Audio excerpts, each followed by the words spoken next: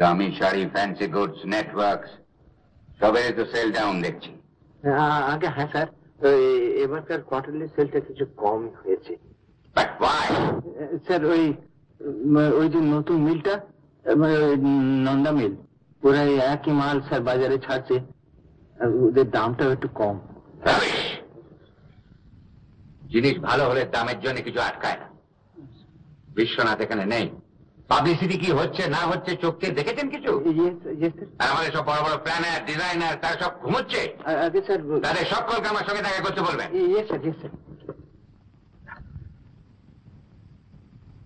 শুনুন,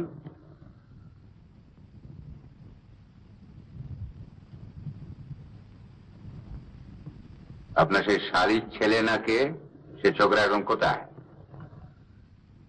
স্যার তারা তো অনেকদিন এখান থেকে চলে গেছে। দেখুন, আমার মেয়েকে এখন আমি খুব স্বাভাবিক দেখছি না। আমার ধারণা আমার মেয়ের সঙ্গে এখনো যোগাযোগ রয়েছে। I don't like that. তার সঙ্গে তো আমার অনেকদিন ধরে দেখাই হয় না। আর তাছাড়া এই ব্যাপারে স্যার আমি কি করতে পারি? যাতে কিছু পারেন সেই চেষ্টাই আপনাকে করতে বলা হচ্ছে।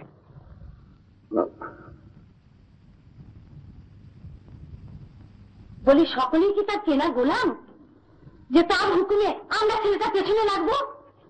ঠিক বলেছো তুমি।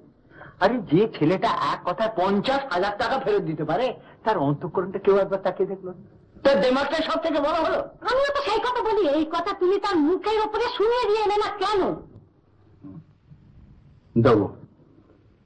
দেবো, ওর থেকে অনেক বড় কথা আমি তাদের শুনিয়ে দেব।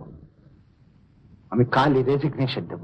আপনারা তাহলে বলতে চান যে ওই নন্দা মিলস, ওই ভুঁইফোঁড় একটা কোম্পানি আমাদের কম্পিটিটর হয়ে দাঁড়ালো? Am I to believe it? ওদের কোয়ালিটি গুলো স্যার বড় পিকুলিয়ার। কে পিকুলিয়ার? ওরা যদি পিকুলিয়ার করে থাকতে পারে তাহলে আমরা পাচ্ছি না কেন? আপনারা সব এত বড় বড় প্ল্যানার, ডিজাইনার, আপনারা কি করছেন তাহলে? আগে ওরা কম্পিটিটরদের আউট করবার জন্য ইচ্ছে করে কম দামের মাল ছাড়ছে কিনা। Don't talk about gentlemen. ব্যবসা করতে কি হচ্ছে sir? Nothing. That's all right. শুনুন, আমি চাই আপনারা প্রত্যেকে এটাকে একটা অপমান, একটা চ্যালেঞ্জ হিসেবে নেবেন। আমাদের 30 বছরে এত বড় অর্গানাইজেশন, এর একটা ঐতিহ্য, একটা গুডউইল সব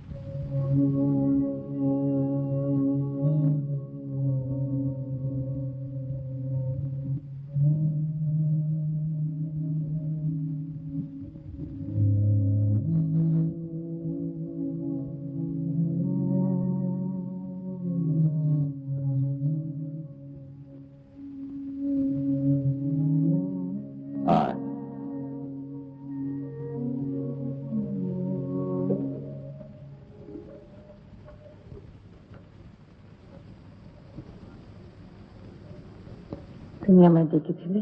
হ্যাঁ, বস। বলছিলাম যে এখন তো আমি ভালোই আছি, এখন তো একটু বেরোলেই পারিস। হ্যাঁ রে, এভাবে আর কতদিন চলবে? কেন বাবা? দেখলি তো একটা স্ট্রোক হয়ে গেল, কবে আছি কবে নেই। শান্তিলাল তো নিজের ব্যবসা নিয়ে ব্যস্ত, এদিকে এসব কে দেখবে? কে সামলাবে? তুমি শুধু শুধু এত ভেবো না। ভাবছি কি আর সাধে রে। মানলাম বিশ্বনাথ আছে, কিন্তু তার কোনো স্বার্থ না থাকলে কেনই বা সে দায়িত্ব বয়ে দাঁড়াবে? তোর জন্য ভেবে ভেবে রাত্রে আমার ঘুম হয় না। এভাবে আর কতদিন বাঁচবো? আরে বিশ্বনাথকে ডেকে পাঠাবো?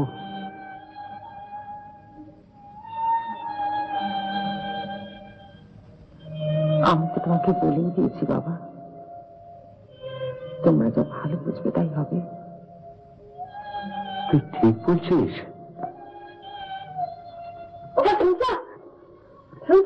তুমি নাকি কটন চেম্বারের প্রেসিডেন্ট হয়েছো। এই কাগজের অফিস থেকে সব কারা এসেছেন।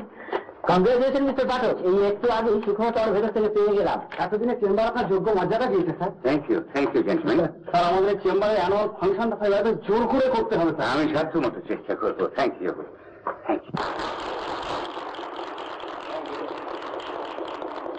Thank you ladies and gentleman. আমার বক্তব্য শেষ করার আগে এই কটন চেম্বারের আদর্শটুকুই শুধু আপনাদের মনে রাখতে অনুরোধ করব। এই কটন চেম্বার যোগ্যতার পূজারী। এক্সিবিশনের পুরস্কারের মাধ্যমে এই যোগ্যতার সম্মানী চেম্বার দিয়ে আসছেন। পুরস্কারের 40,000 টাকাটা হয়তো কিছু নয়, কিন্তু এর পেছনের উদ্দীপনাটুকু নিঃসন্দেহে বৃহৎ এবং মহৎ।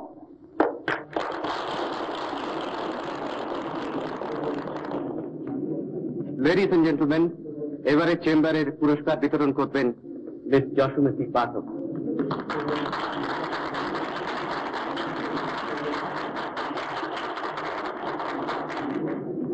আপনারা জানেন যে এবারে চেম্বারের পুরস্কার প্রাপ্তির গৌরব অর্জন করেছেন শ্রীরাম দাওয়ে নন্দা কটমেন্স, রিপ্রেজেন্টেটিভ নন্দা কটমেন্স। প্লিজ এগিয়ে আসেন। রিপ্রেজেন্টেটিভ নন্দা কটমেন্স, প্লিজ এগিয়ে আসবেন।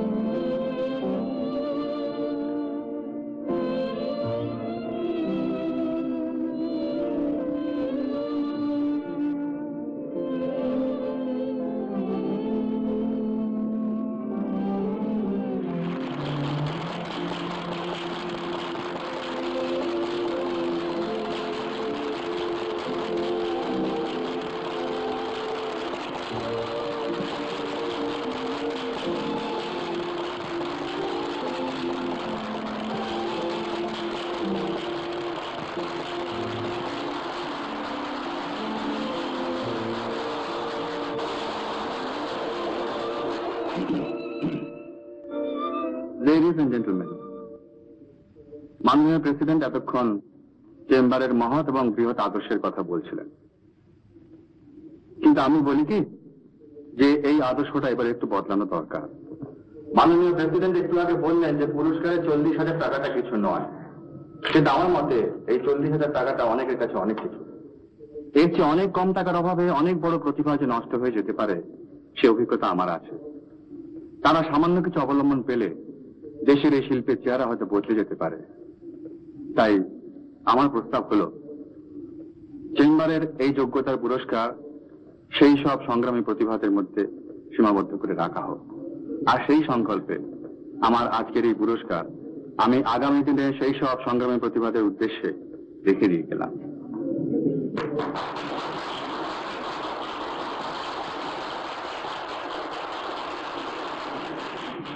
পুরস্কার ফেরত দিয়ে অপমানটা তুমি তাহলে আমাকেই করলে? পুরস্কার তো ফেরত দিতে আসেন, পুরস্কার নিতেই আমার আশা।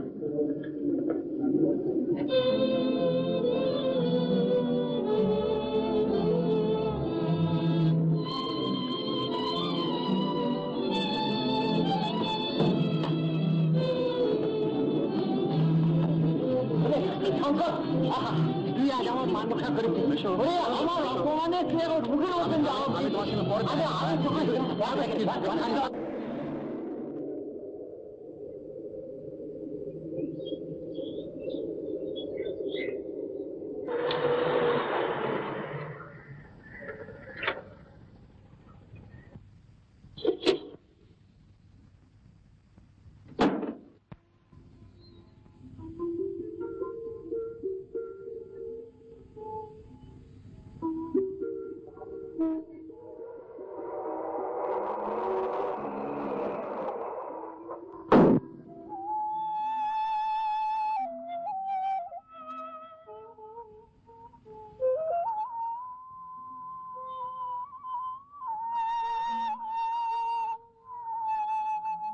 লীলা, আপনি কেন এসেছেন? এসেছি অনেক কাল আগে হারিয়ে যাওয়া নিজের অস্তিত্বটাকে খুঁজে পেতে। আপনার এখন অনেক টাকা, অনেক নাম, অনেক যশ, বাজে কাজে কেন একটা সময় নষ্ট করতে এসছেন? ঠিকই তো, আমার এখন অনেক টাকা, অনেক নাম, অনেক যশ, কিন্তু সেদিনকার সেই জীবনটাকে যে কিছুতেই ভুলতে পারছি না লীলা। সেদিনে সেই গোয়ার এক গুঁয়ে শঙ্কর সারা ভাই, যে একটা পয়সাকে সোনার চেয়ে বেশি দামি মনে করত, আর সেদিনে সেই ঘর পাড়ানো মেয়ে লীলা নায়ক মাত্র 10টা পয়সা বাস ভাড়া দিতে পারেনি বলে একজন বদরাগী লোকের কাছে তাকে দিনের পর দিন কথা শুনতে হয়েছে। আচ্ছা লীলা, মৌলা সেই জীবনটাকে আবার ফিরিয়ে আনা যায় না? সেদিনে সেই উদ্যম, সেই ব্যর্থতা, সেই আনন্দ, সেই বেদনা, সবকিছু দিয়ে আমাদের এই জীবনটাকে আবার ভরিয়ে তোলা যায় না? তবে কেন তুমি মোলা ছেড়ে চলে গিয়েছিলে? কেন তুমি আমাকে বলে যাও না? একদিন এমনি করে তোমার সামনে এসে দাঁড়াবো বলে, নিজের যোগ্যতার দাবি আদায় করে নেবো বলে।